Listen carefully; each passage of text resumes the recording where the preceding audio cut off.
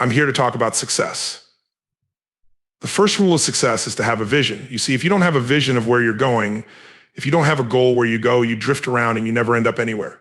It's like you can have the best ship in the world, you can have the best airplane in the world. If the pilot or the captain doesn't know where to go or just drift around, it will not end up anywhere or most likely in the wrong place. So I was very fortunate that I stumbled on my vision. I didn't really like Austria when I grew up. I couldn't wait to get out of there, even though my parents wanted me to stay there and have a normal life. My father wanted me to become a police officer like he was. My mother wanted me just to stay there and marry a girl in the name of Heidi, hopefully, and have a bunch of kids and run around like the Fun Trap family in The Sound of Music. But that was their vision, not mine. My vision was totally different. I felt that I was born for something special, for something unique, for something big. I don't want to be around here with these little farmhouses and these little buildings and everything is old. I want to be in America. I was very fortunate that one day after school, I walked by a store in Graz, which was called Peru. And it was the only store that really sold kind of American stuff. And I saw a magazine, I saw a bodybuilding magazine that had Red Park on the cover. Red Park was then a 3-time Mr. Universe. And I saw him on the big screen as Hercules. And on the cover it said, "How Reg Park, Mr. Universe became the Hercules star." That's what the cover story was all about.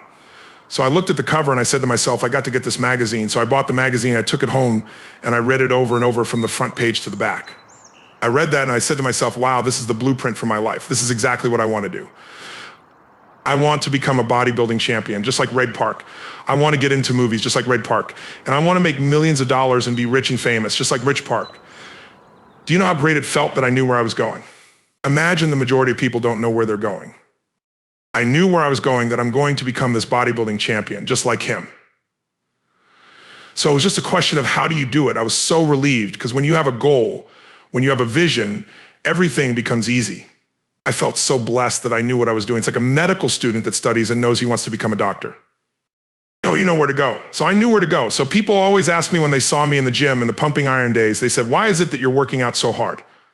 5 hours a day, 6 hours a day. And you have always a smile on your face. The others are working out just as hard as you do. And they look sour in the face. Why is that? And they told people all the time. I said, because to me, I'm shooting for gold in front of Mr. Universe title. So every rep that I do gets me closer to accomplishing that goal, to make this goal, this vision turning to reality. Every single set that I do, every repetition, every weight that I lift will get me a step closer to turn this goal into reality. So I couldn't wait to do another 500-pound squat. I couldn't wait to do another 500-pound bench press. I couldn't wait to do another 2,000 reps of sit-ups. I couldn't wait for the next exercise. I felt so great knowing where I was going, and I tell you, it worked. I mean, think about it. And I was just not visualizing just my exercise, but I was really lifting the trophy over my head. That's what I was thinking about. And with the age of 20, I went to London and I won the Mr. Universe contest is the youngest Mr. Universe ever.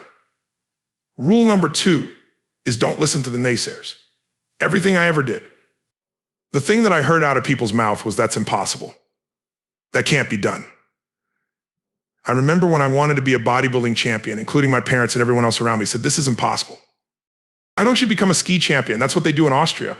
Or a bicycle champion, or do some track and field. You can't be a bodybuilding champion. That is exactly what I heard. And of course, I proved to the people that it can't be done.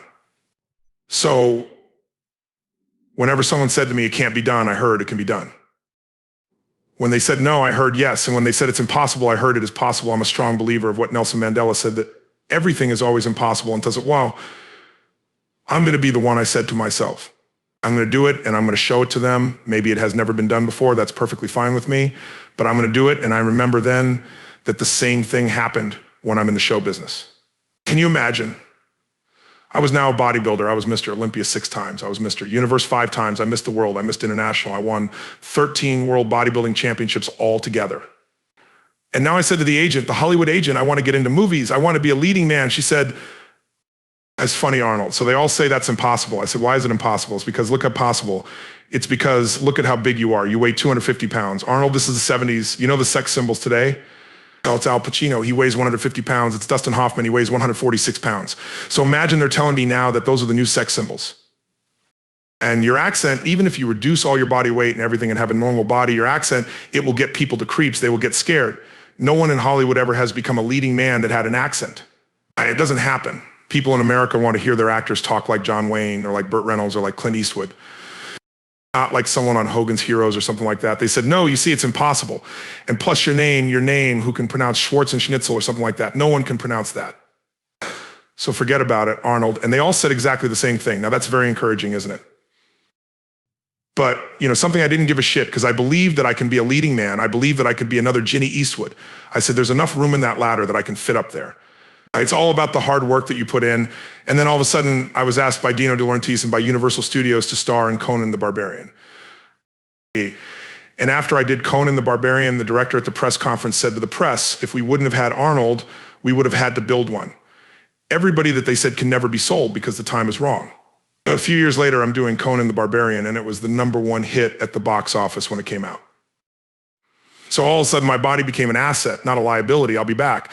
And the same thing was with Terminator. After we were finished filming Terminator, Jim Cameron said to the press, if Arnold wouldn't have had that accent and talked like a head machine, I think the movie wouldn't have worked. I didn't listen to those losers.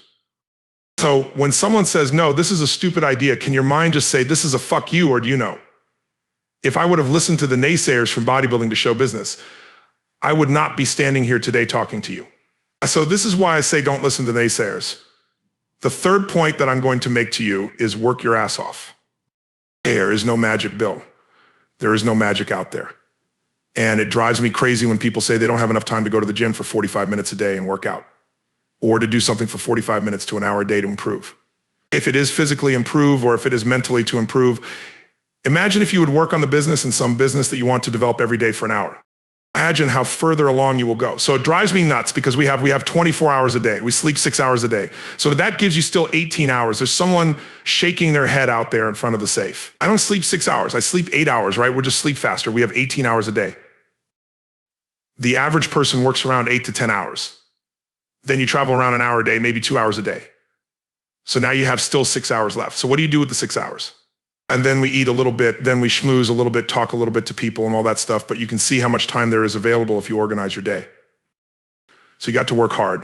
I went to college, I went and worked out 5 hours a day, and I was working on construction. Because in those days in bodybuilding, there was no money. And at night, from 8 o'clock at night to 12 midnight, I went to acting class 4 times a week. There was not one single minute that I wasted. Became very friendly with Muhammad Ali in the 70s, and Muhammad Ali worked his butt off. And I saw it firsthand. I remember that there was a sports writer that was there in the gym when he was working out, and he was doing sit-ups. And they asked him, how many sit-ups do you do?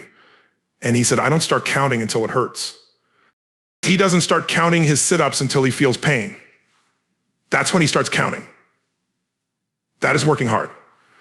So you broke your ass off, and then you let the world know about your work. We all fail. It's okay. What is not okay is that when you fail, you stay down. Whoever stays down is a loser. And winners will fail and get up. Fail and get up. Fail and get up. You always get up.